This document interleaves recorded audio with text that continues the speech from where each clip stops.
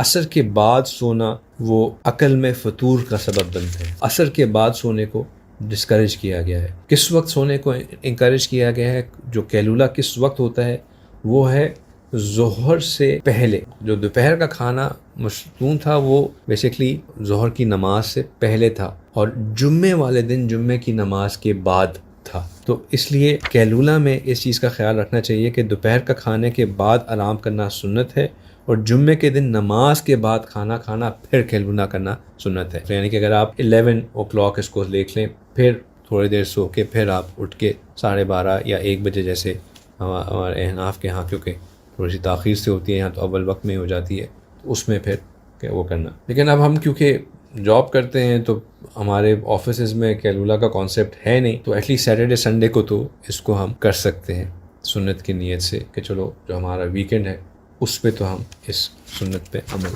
کر لیں. کوئی فرض واجب چیزیں نہیں ہیں، لیکن کیونکہ مشروع عمل ہیں اور ان کو عمل کرنے میں برکت آتی ہے تو اس کو اس طرح کرنا چاہیے.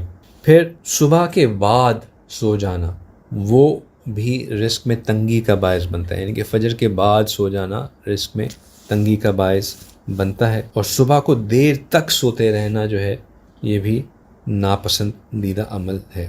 ایک حدیث مبارکہ میں آتا ہے کہ رات میں زیادہ سونا سونے والے کو قیامت میں فقیر بنا کر چھوڑتا ہے. یعنی کہ بہت دیر تک رات کو سوتے رہنا جو سائنس کے خلاف بات ہے، لیکن حق یہی ہے جو ہمارے اس میں بات کہی گئی. وہ کیوں فقیر بنا کے رکھتا ہے؟ کیونکہ تہجد کی محرومی، فجر کی محرومی، اور یہ دو ایسی چیزیں ہیں جن کی وجہ سے انسان کو بہت درجات میں بہت زیادہ اضافہ ہوتا ہے، اللہ کے قرب پانے میں بہت بڑا سبب بنتی ہیں.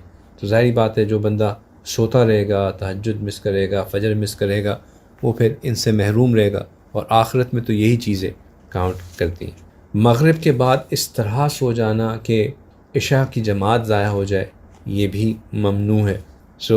یہ وہ چیزیں ہیں جو کہ اوقات کے حساب سے مسنون تھیں جن کا ذکر میں نے آپ کے سامنے کر دیا.